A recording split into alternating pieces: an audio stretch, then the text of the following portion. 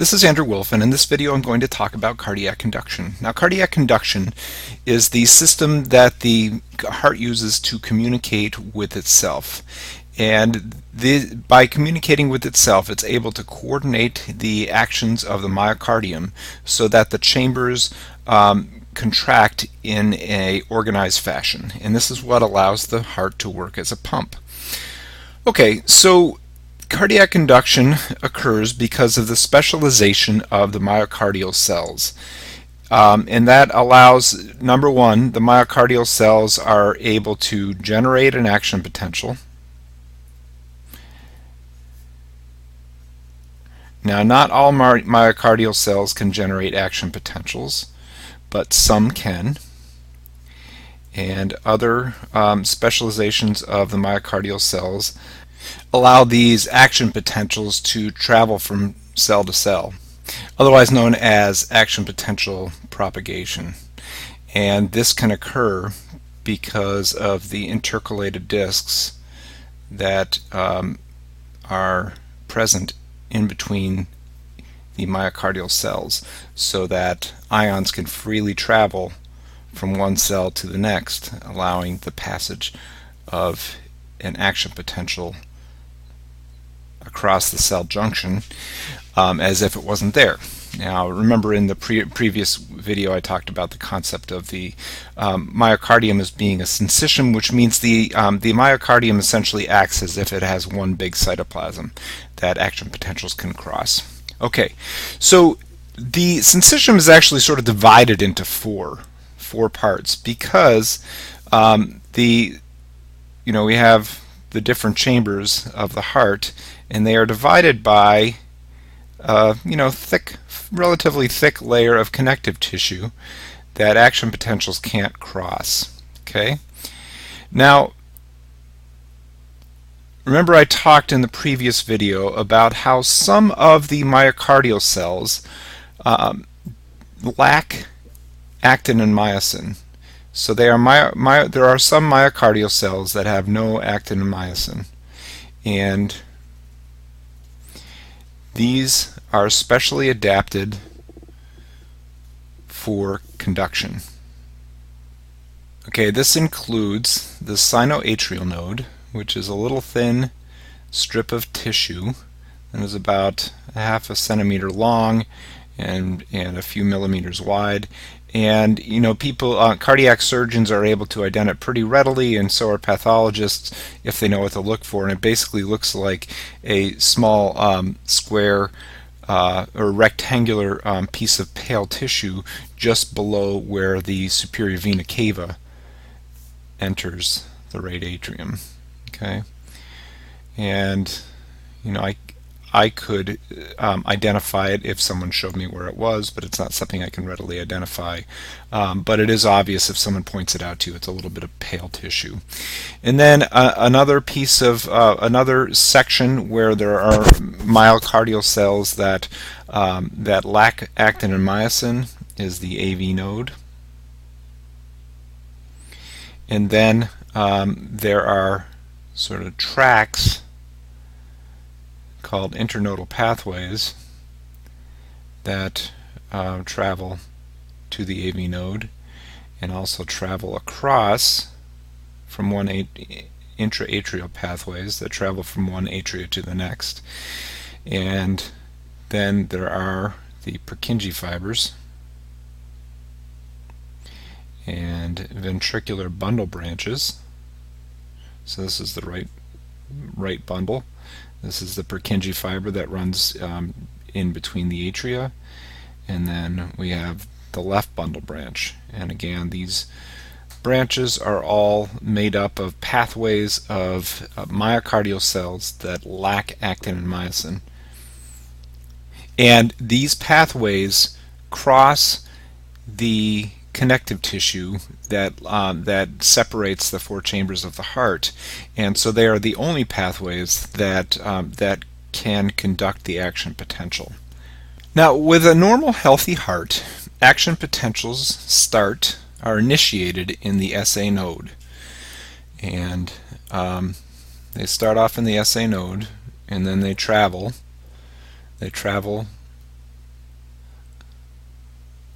across to the from the left atrium to the right atrium, and they travel from the SA node through along the internodal pathways to the AV node. Now it's interesting because there is the speed at which they are transmitted across the fibers varies from fiber to fiber. And in the AV node, it's very interesting because the AV node actually slows the conduction of the action potential. So when the AV node is functioning as it should, the AV node actually causes a delay in conduction. And this is just a natural part of the AV node, and it promotes the correct function of the heart. So there is a sort of built-in AV node delay,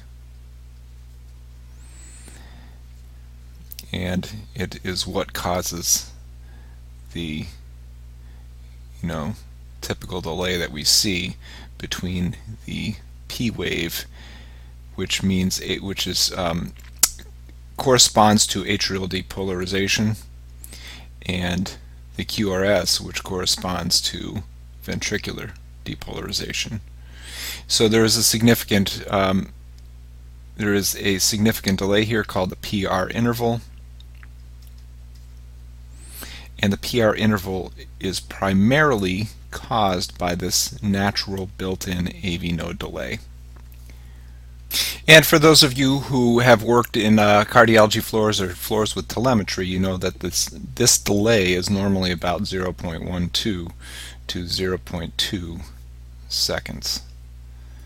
And I don't know of any pathophysiological conditions that speeds up this delay, that makes it less than 0.12, but there are many that make it more than 0.12, where the AV node becomes damaged and actually slows down even more than is normal. Okay, and then their Purkinje fibers also sort of the action potential sort of speeds up again and moves down the Purkinje fibers and across the bundle branches and initiate depolarization of the ventricles. So we have atrial depolarization with a significant AV node delay, followed by ventricular depolarization about 1/10 to 2/10 of a second later. Okay, so let's talk about cardiac action potentials.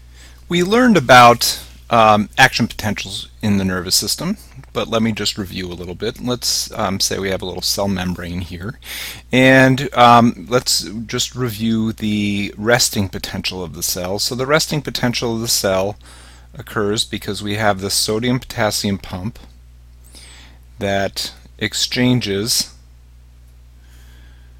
3 sodium ions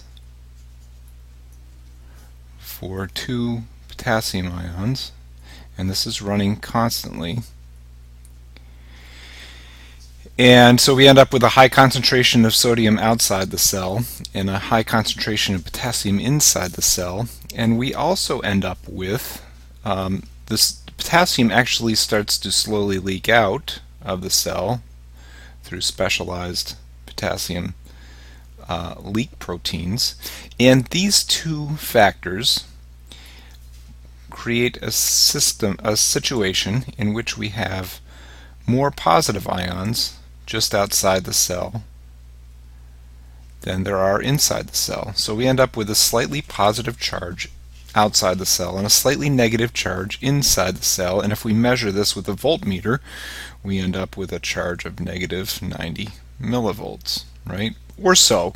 This negative 90 millivolts is actually, this is sort of the average resting potential on cells, but it can vary from cell to cell and from moment to moment.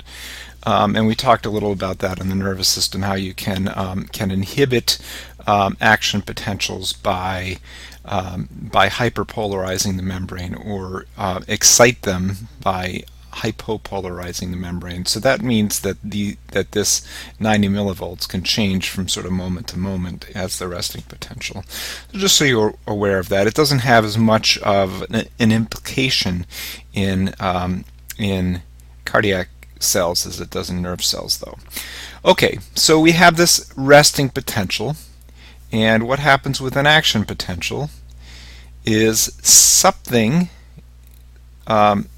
starts a process that opens up a sodium channel, and sodium rushes into the cell. So we have a little sodium channel here, and we have sodium that's rushing into the cell. And it's just rushing down its concentration gradient, right? Because we have a high concentration of sodium outside the cell.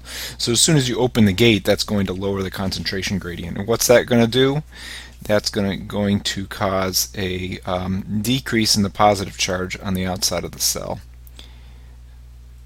and an increase of the positive charge on the inside of the cell.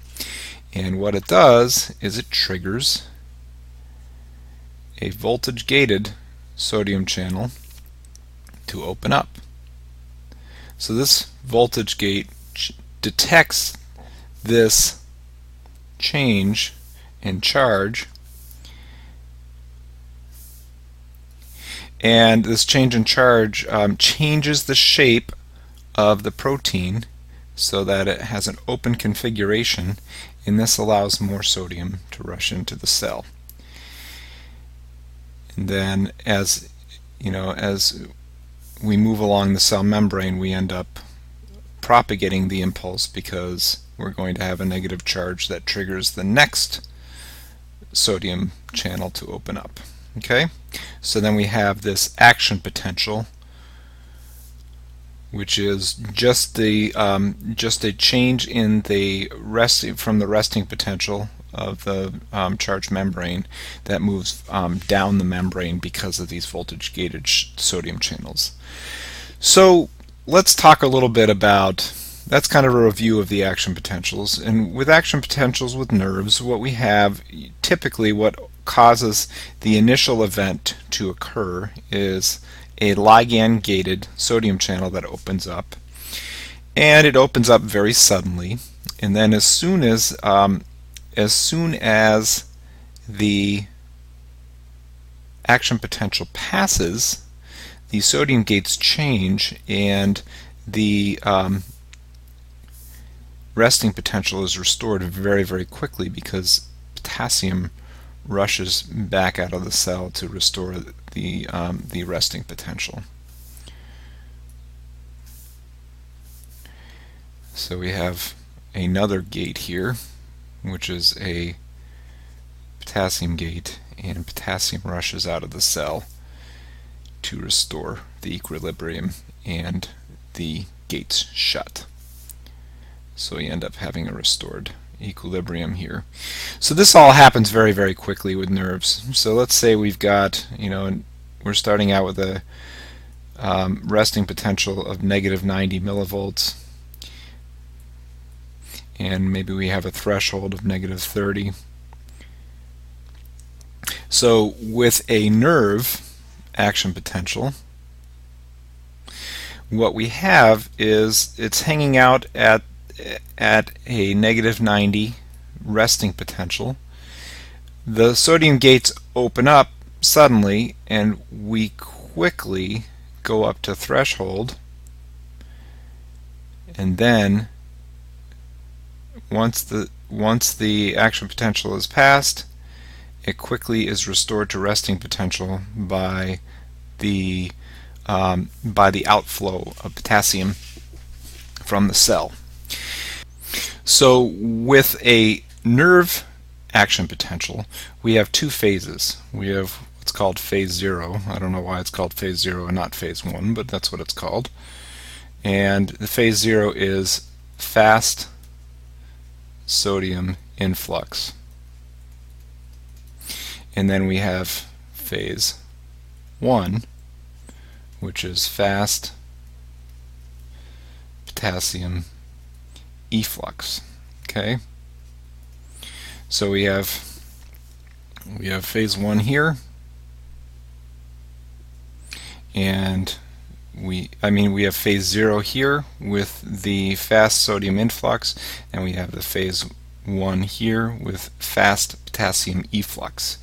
So this all occurs very, very quickly. It's about 2 milliseconds. Now with a cardiac myocyte, we actually have 4 phases. Okay, so here I'm going to draw the cardiac myocyte in red.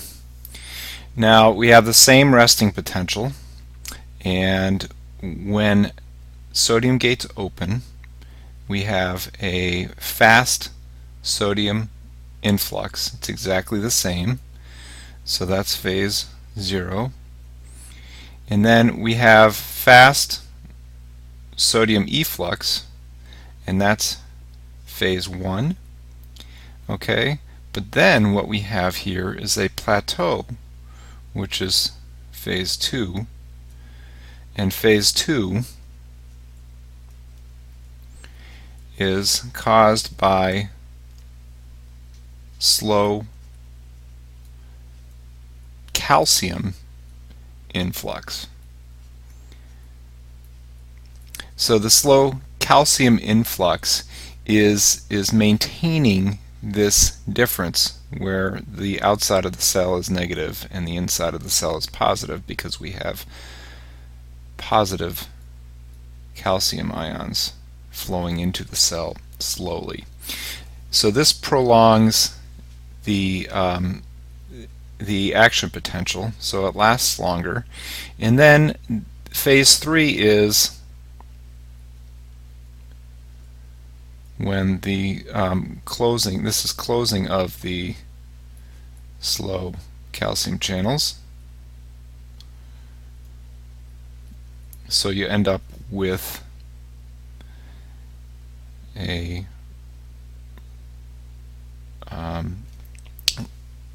movement back towards the resting potential. And then phase 4 is just the resting potential.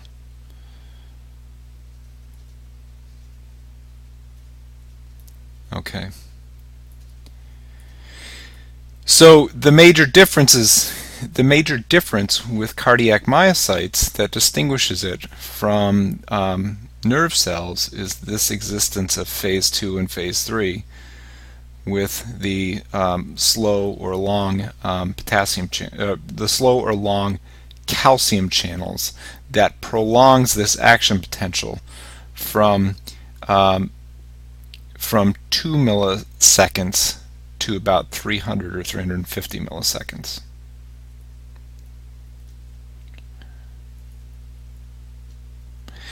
Now, why is this important?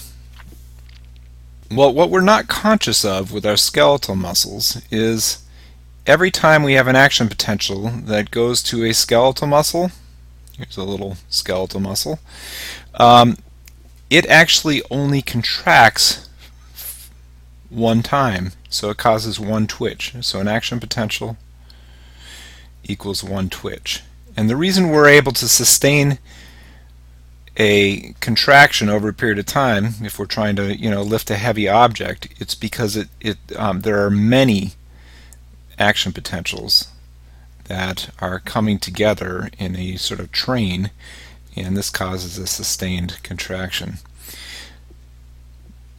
But the cardiac tissue does not have a nervous system to send many action potentials.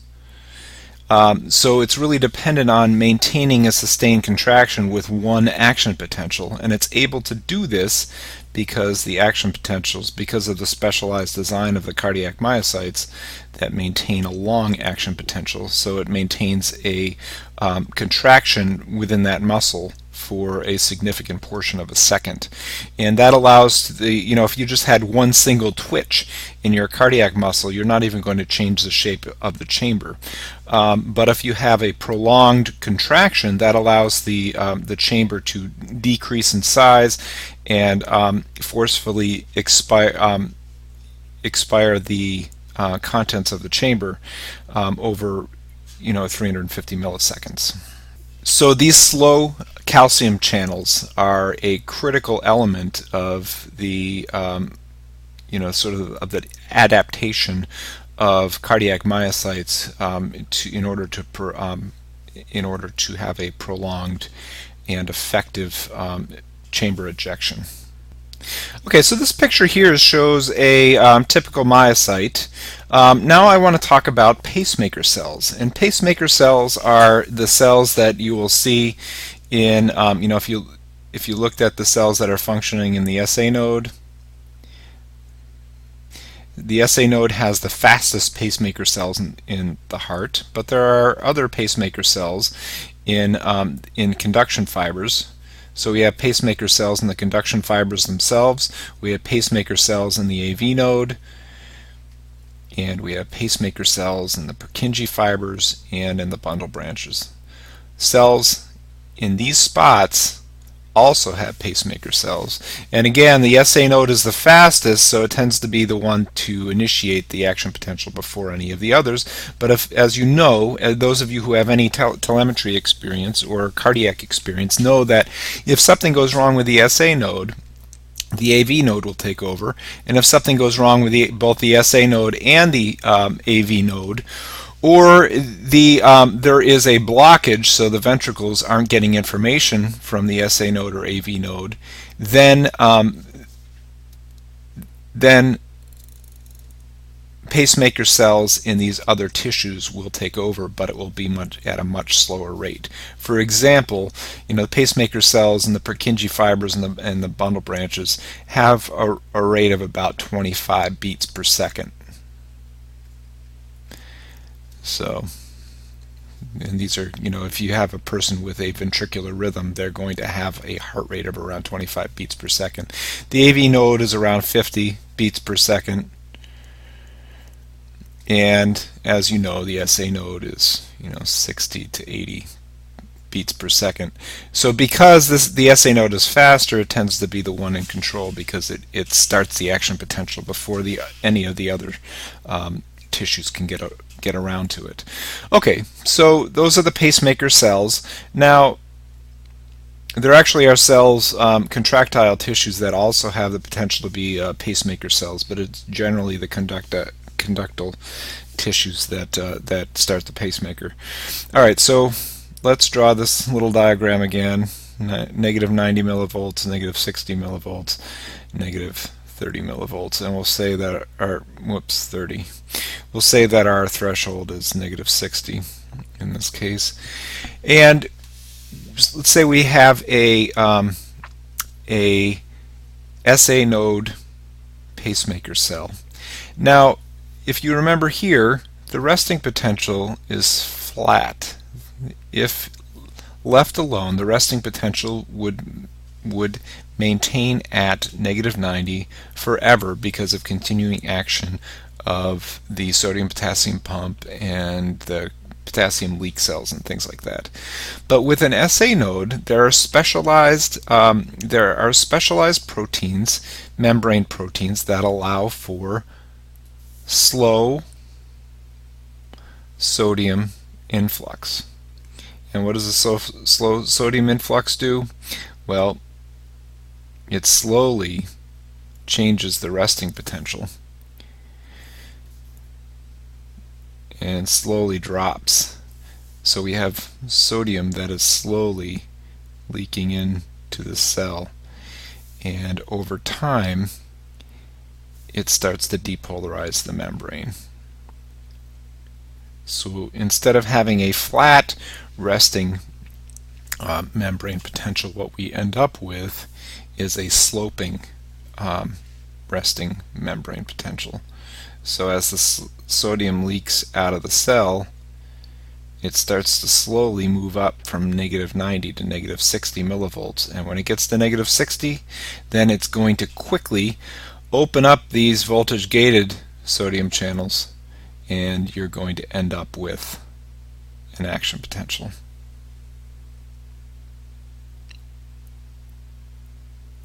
So you end up with a curve that looks like this.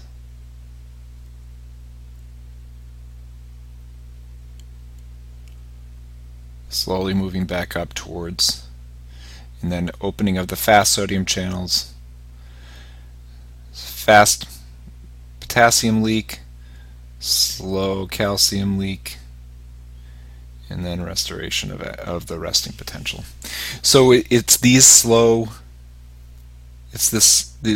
sodium influx through these specialized sodium channels that allow this resting potential to slowly work its way up towards the threshold for an action potential.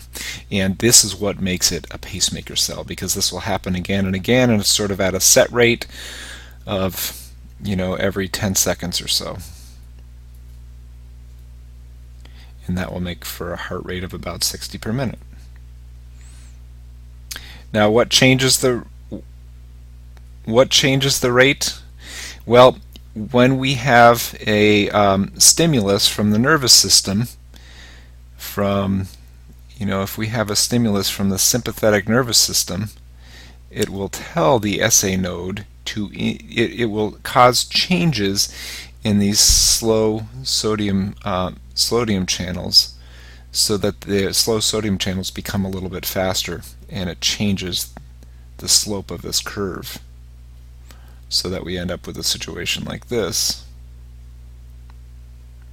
and we end up with a faster rate. So we have a faster or slower rate depending on the speed of sodium influx through these slow sodium channels. Okay, so that ends my brief discussion of the cardiac conduction, and please let me know if you have any questions. You can put your questions in the YouTube video comments, and as always, please remember to leave feedback. Thank you very much.